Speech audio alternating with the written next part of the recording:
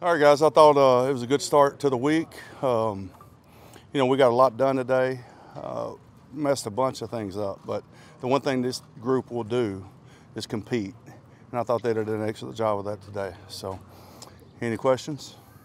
Who's 13? I don't know. Odell. Odell looked good. Moves around good. Is in good shape. Picking up the offense.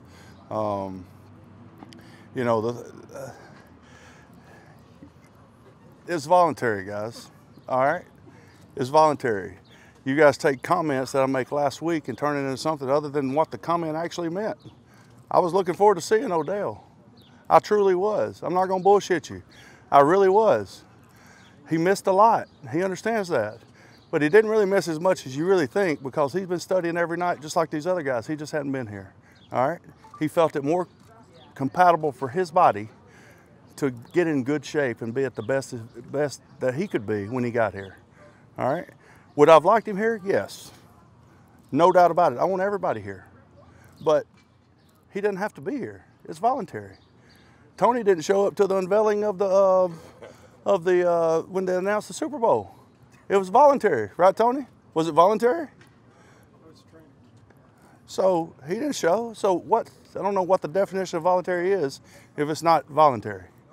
So that answers all y'all's questions, right? I don't know. But you got one more. We were talking to Duke Johnson earlier, and of course it was voluntary for him. But he said that he felt like there was a lack of loyalty. He said the Browns tried to trade him like around March 1st, talk about trading him. And he thought that was a sign of a lack of loyalty. So what do you say to that?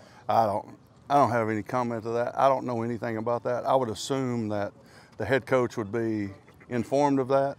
And like I said initially, Duke is a Cleveland Brown. We're not, he's here. He's here. It's mandatory now. He's here. So before it was not mandatory, voluntary. So he didn't have to be here. But he's here now. He's a part of the team. We're going to have a plan for Duke, and I expect him to have a good year. So as far as you guys trying to trade him, are you saying that did not happen? Not to my knowledge. Freddie, he did not sound like the fence could be mended. That he feels that the relationship is at a point where it can't be repaired. So will John Dorsey get together with him and try and mend that fence to get him on board with what you guys hope to get out of him this year? Duke practiced today and he practiced hard. I expect Duke to be a professional, and I think he will be. He's never been anything but a professional. Whatever his personal feelings are, those are his personal feelings.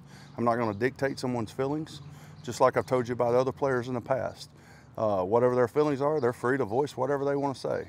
All right? But Duke's a part of the team.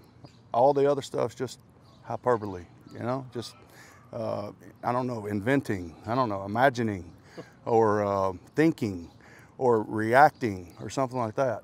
Just because he signed another good player doesn't mean somebody else has to get traded. I've said that. I love good players, all right? And we've got some good players. Now we just got to come together as a team. And I have a good feeling Duke will do that, all right? He flat out said today that he still wants to be traded. Well, I'm flat out saying right now he's under contract. So can you when your opening speech is you guys need to check out of yourselves and into the team, why is it productive to keep a guy who doesn't want to be here? I think Duke demonstrated that he could do that last year, and I expect the same thing out of him this year. When you and Todd Monk are tinkering, formulating your offense and what you want to do, right now are you at the point where you're thinking about how you would use those parts, and specifically how you would use Duke? Yes, definitely. Duke's got a package. Dontrell Hilliard's got a package. Kareem's got a package. Nick's got a package. Odell's got a package. Even though he hadn't been here, he's still got a package. All right? Everybody's got a package. All right? Hell, I even have a package. Talking about these packages, what's the most important thing that you feel that we need to take a look at? Here's what we're trying to get done during this camp is we're trying to get a base of our offense where everything starts. And then where it goes depends on how teams are playing us. All right, so if somebody thinks they can just play us the way we played last year, we're not going to be the same team as we were last year. we're not going to be the same offense. We're not going to be the same defense. We're not going to be the same special teams.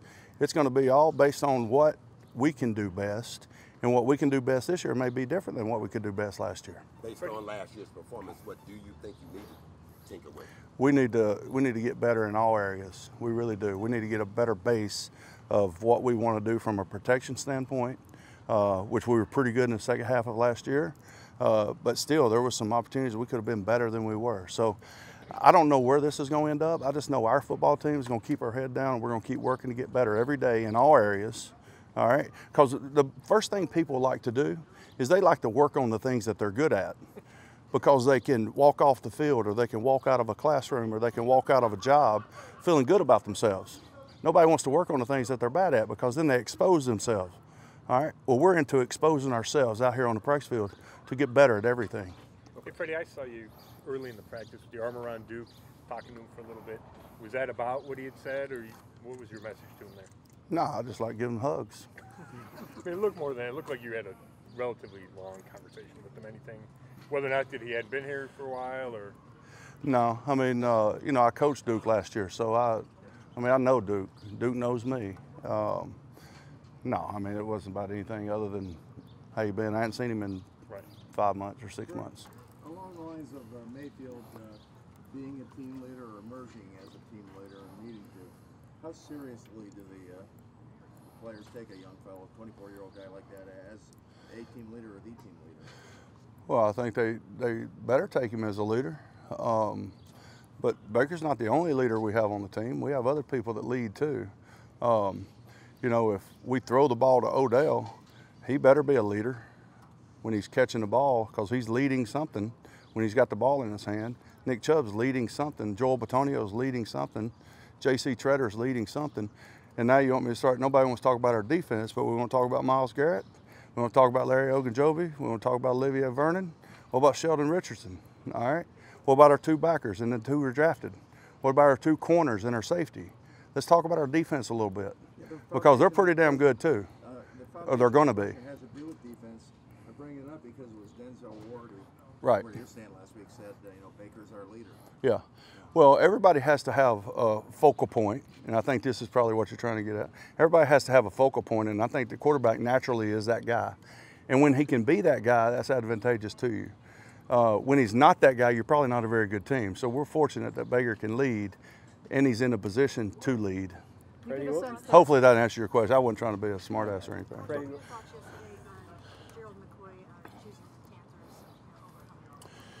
Well, I mean, I'm just going to shoot you straight. We want people that want to be here, and we want people that want to be here for the right reasons. But Gerald made the best decision that he felt was best for him and his family, and I wish Gerald nothing but the best. But if there's any reservation at all, we don't want anybody to be here. We don't want any reservation, all right, about trying to convince someone to come here, because what we're about to do, it's not for everybody. All right, what we're going to attempt to do is not for everybody. It's going to take a lot of hard work, and then we'll see where we're at. That's all. was his decision?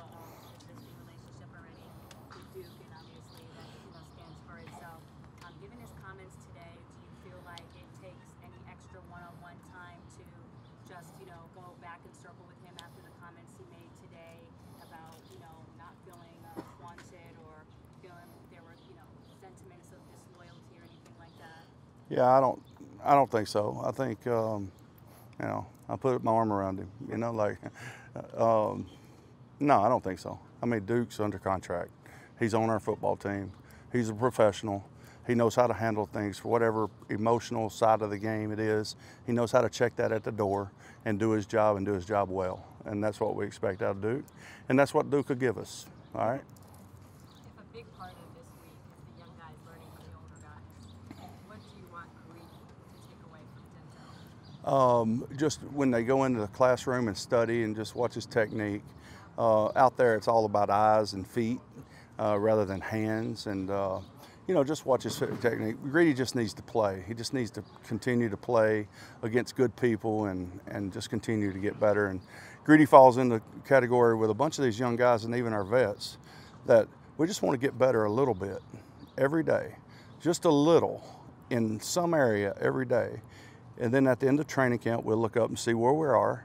And then after the first game, we'll evaluate where we are. But it never ends. It's always a constant progress of trying to get better every day, just a little bit. I'm not even talking about huge jumps. I'm just talking about a little bit because we've got a long time before we play them, but we've got a lot of work to do before we get there. You said you're looking forward to seeing Odell, and then he makes that one catch in the red zone from Baker. What goes through your mind when you see a play like that? Touchdown. I don't know. I mean, it's like, this is something we can do. I mean, I'm going to see this a bunch all year long. I mean, yeah, I mean, I would hope so. You guys traded for him, you know, Odell's here to make plays, and he's capable of doing it. Baker's here to make plays. Everybody we've got is here to make plays, and I expect those guys to make plays. Players make plays, and they're definitely players, you know. Do you get a sense that guys are ready to quit worrying about their touches and their roles and just, or is that going to take a while? If they're not ready to do that yet, they will be, because we're going to be about the team. And I think everybody to a man would say that. I mean, listen, when you ask somebody what their goal is, and they tell you what their goal is, and you ask them if they're willing to pay the price to get there, and they say yes, all right, then I expect them to pay the price to get there. And that's part of the price, because those are their words, they're not mine. All right, so when they tell you that, I believe them until they show me differently. And that's part of showing me that you're willing to pay the price. It's about winning, and it's about the team. It's not about yourself. And I think everybody to a man, and you guys can ask them yourself, but everybody to a man would say that. Last year, Myles Garrett felt like he was like that half step or half second away from making even more plays than he made. What can adding Olivier Vernon on that other side, how much can that help Myles get that extra half step or half second that he needed? Well, I think Olivier definitely will help that from the standpoint of they're not always sliding to Myles, but the people that are going to help Myles just as much as anything is those two guys inside. The front four in general, they can't slide it but one side or the other. They can chip and things like that, but we've got some linebackers that can rush, and we'll take those chips off when we need to. So just generally speaking, personally, Myles just needs to keep his head down and keep working on his craft, all right, and get his craft better. And then the scheme will take care of everything else. But, you know, as everybody knows, Myles is a tremendous talent. Now he needs to work on and refine those techniques. Technique football is what we're teaching. A couple weeks ago you said you want Odell here when he's mentally ready to be here. Was he here because it was mandatory, or is he mentally ready to be part of the team? I'll let you judge that.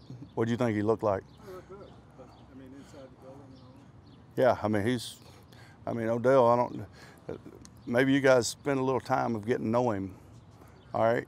Because he's a very bright guy, and he picks up things very quickly, even over the phone. Didn't it see, Couple more? Didn't see Desmond Harrison out there?